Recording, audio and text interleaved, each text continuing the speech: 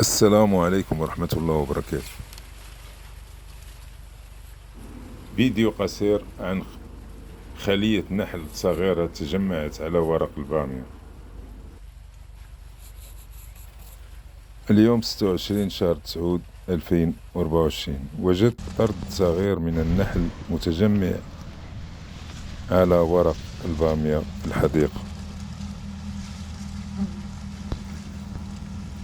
في اليوم الموالي أخذت خابية من الطين وأدخلت فيها الخلية حتى تكون في مأمن من الحر والبرد القارس في فصل الشتاء.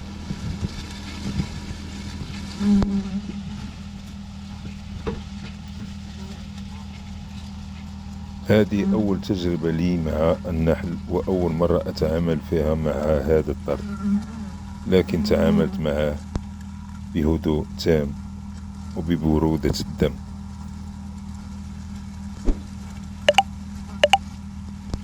يعتقد أكثرية الناس بأن وجود النحل في حديقة المنزل هو بمثابة الأمر الجيد ودليل على وفرة الخير في المزرعة. النحل هو رمز للرخاء وجلب الرزق.